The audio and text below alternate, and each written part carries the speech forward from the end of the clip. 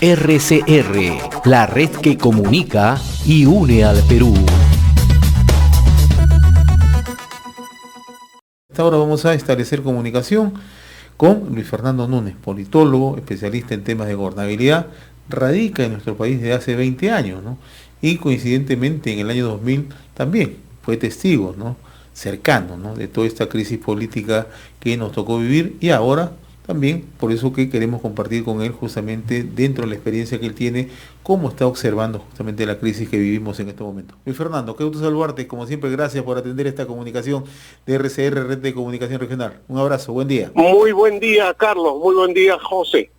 Qué gusto de saludar. A ver, ¿cómo estás analizando esta situación, ¿no? Tú eres profesor universitario, además estás llevando adelante un curso, ¿no?, dedicado a los jóvenes en política, ¿no?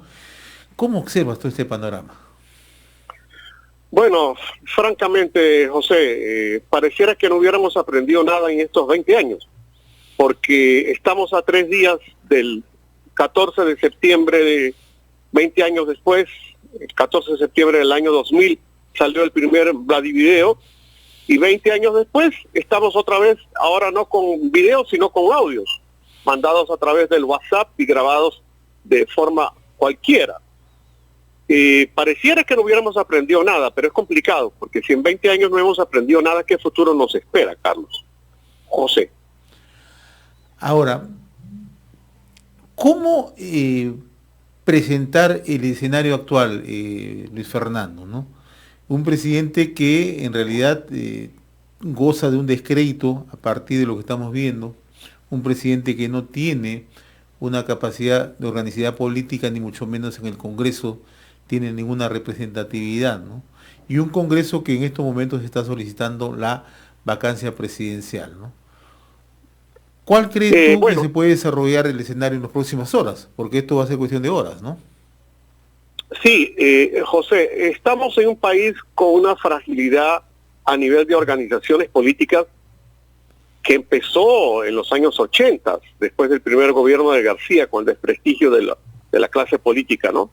Y que luego tuvimos 10 años de Fujimorato, donde prácticamente gobernaban los técnicos, con 2 cabezas políticas un poco bastante de mala creencia, pues. Y después vino esta transición democrática que yo creo que todavía camina. Hemos tenido desde el año 2016 hasta ahora varias crisis políticas que han puesto a prueba la débil estructura institucional que tenemos, y las hemos superado. Y yo espero que lo que pase hoy en el Congreso también sea superado. Las declaraciones del señor Swing de esta mañana, lejos de aclarar el panorama, lo han complicado, porque las informaciones que ha dado es que tiene más audios. El señor Alarcón parece que esta mañana también ha llegado a su oficina diciendo que tiene más audios. Entonces esto se va a convertir en una guerra de los roses por los próximos días. Y es malo, es terrible, porque como yo te explicaba ayer por teléfono, me cuesta mucho hacerle explicar a mis alumnos jóvenes cómo es la clase política, cómo es la élite que nos está gobernando, sobre todo para mirar al futuro, para que esto no siga sucediendo. Pero si no ponemos mejor gente en el Congreso y mejor gente en el Ejecutivo, estamos condenados a seguir repitiendo historias de fracaso. Ahora, lo que hemos observado ayer, Luis Fernando, es que un sector que conduce el país, y en eso está el presidente, su entorno más cercano, en realidad lo que ha convertido es en una camarilla, ¿no? Entonces, y ayer también hemos visto que el presidente de la República no tiene ni siquiera ninguna capacidad de autocrítica. Muy por el contrario, lo que hace es una confrontación abierta y habla de un complot político. ¿Cómo miras tú este tema? Sí, es verdad, José. A excepción del presidente Paniagua, que tal vez en el año que estuvo de gobierno tenía más bien un grupo de colaboradores, prácticamente los demás han gobernado con camarillas, ¿no? Y no creo que esto pare. Creo que lamentablemente esas camarillas le hacen mucho daño. Y yo sí coincido contigo. Yo esperaba ayer un mea culpa del presidente de la República, pero conversando con otros colegas politólogos y analistas, es bien difícil para un político hacer un mea culpa, Su ego es tan exacerbado y cree ser dueño de la verdad que normalmente los gobernantes les cuesta mucho hacer un mea culpa. Y el único mea culpa que le pudiéramos admitir al presidente anoche fue cuando dijo, efectivamente esas conversaciones son ciertas. Y si esas conversaciones son ciertas, hay elementos de tipo constitucional y de tipo penal, porque en el fondo el presidente le estaba instruyendo a eso que tú llamas la camarilla, que mintiera o que ocultara las visitas del señor Swing, o que al menos las minimizara, las visitas del señor Swing a Palacio. Y eso es un delito. Tal vez no se le pueda juzgar ahorita penalmente porque es presidente de la República, pero a la larga va a tener que responder por este asunto, porque él en su situación de dominio de poder, por supuesto su secretaria y su asistente personal y las dos personas más caballeros que estaban con él, se sienten obligados a hacer lo que el jefe dice. Ahora, señor Núñez, pero aquí también tenemos un tema muy puntual, ¿no?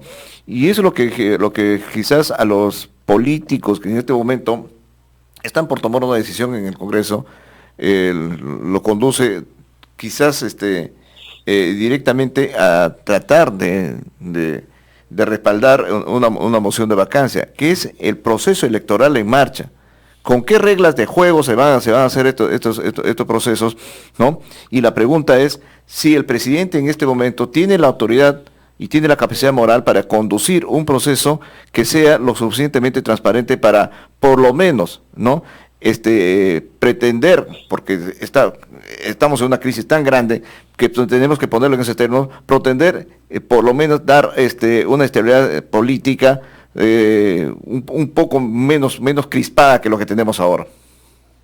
Tu pregunta, Carlos, me da sentimientos encontrados, porque por supuesto que yo quiero que tengamos un proceso electoral libre, justo y transparente, pero no estoy tan seguro que la población aceptaría, de comprobarse la veracidad de todos los audios vistos y por haber, que el presidente tenga esa capacidad moral, porque no creo que a mucha gente le guste que un mentiroso conduzca los destinos de la nación, así sea por poco tiempo.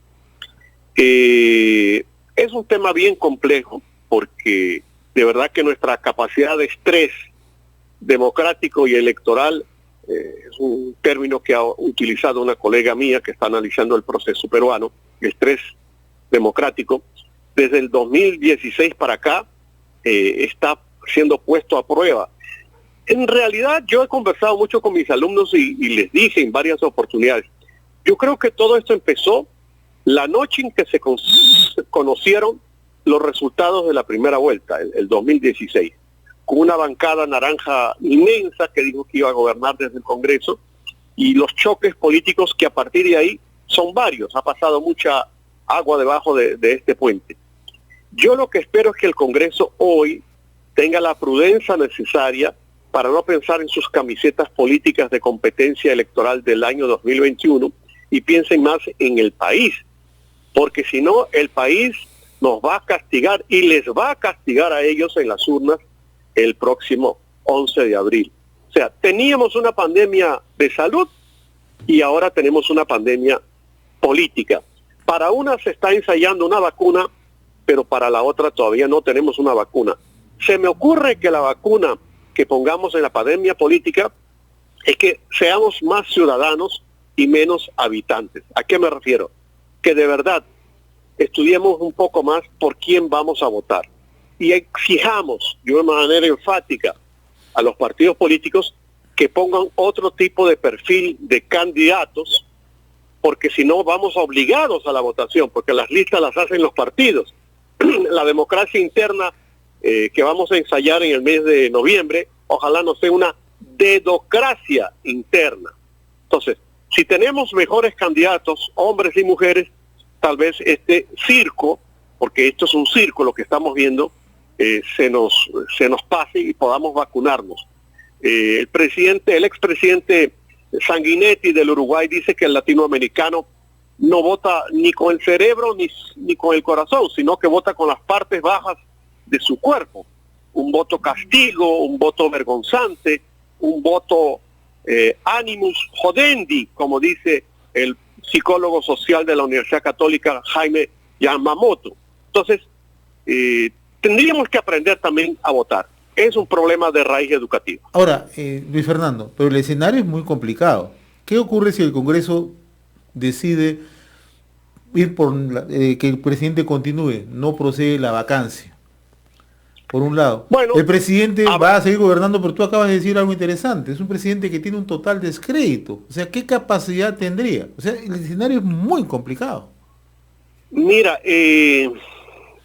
tu pregunta me lleva a una reflexión. Yo me imagino que las empresas encuestadoras en este momento deben estar empezando a sondear la opinión pública para saber si estarían de acuerdo con que un presidente supuestamente mentiroso nos gobernara por lo menos hasta el mes de abril. ¿Por qué digo el mes de abril? Porque a raíz de que elijamos un nuevo presidente o presidenta, que seguramente no será en abril, sino en mayo, en una segunda vuelta, los focos de atención se van a fijar en esa persona. Pero de aquí a abril va a ser todo un reto si el presidente puede conducir los destinos. A lo mejor tendrá la legalidad constitucional que le otorgue que el Congreso no lo vaque, pero no tendrá la legitimidad social, porque yo supongo que a nadie le gusta que lo conduzca un supuesto mentiroso. Pero mira, si trasladamos esto a un símil, no quiero ponerme romántico, pero ¿cuántas mujeres soportan que un sacavoltero siga viviendo con ellas en su casa después de una traición, o 2 traiciones, o 3 traiciones? A lo mejor vamos a tener que utilizar este símil si es que el Congreso no vaca al presidente.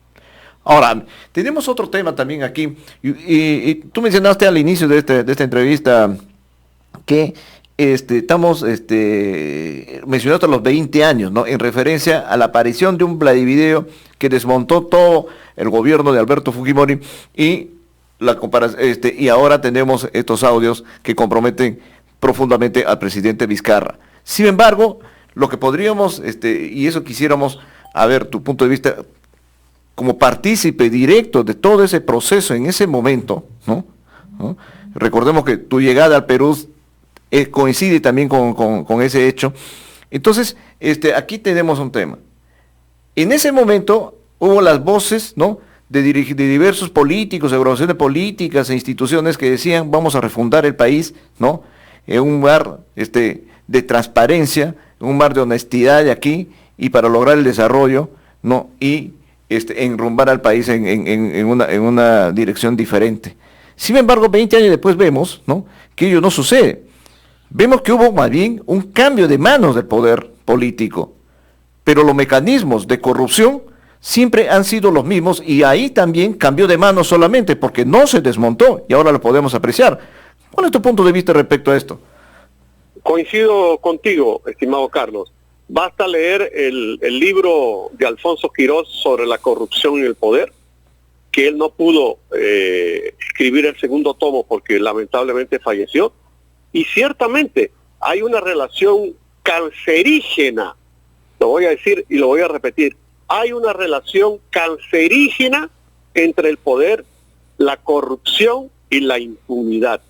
¿Cómo es posible que tengamos un expresidente detenido en su casa, otro en la DIROES y otros en proceso de investigación, camino también a la prisión? Esto es malo como ejemplo a las nuevas generaciones, porque comentaba ayer con José por teléfono que lo que me preocupa es una población molesta que, como digo, vote con la parte baja del cuerpo y nos lleve a algunos extremos.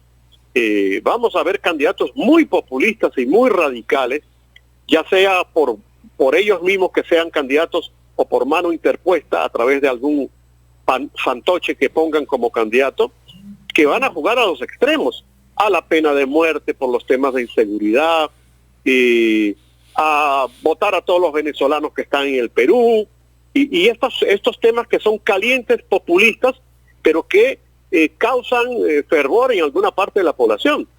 Yo tengo la impresión que, yo sé que al corto plazo no podemos hacerlo, Pero aquí necesitamos una revolución educativa que indique que nosotros tenemos que comprometernos más con los destinos del país, no entregar un cheque en blanco cada 5 años, irnos para nuestras casas a seguir viendo la televisión boba.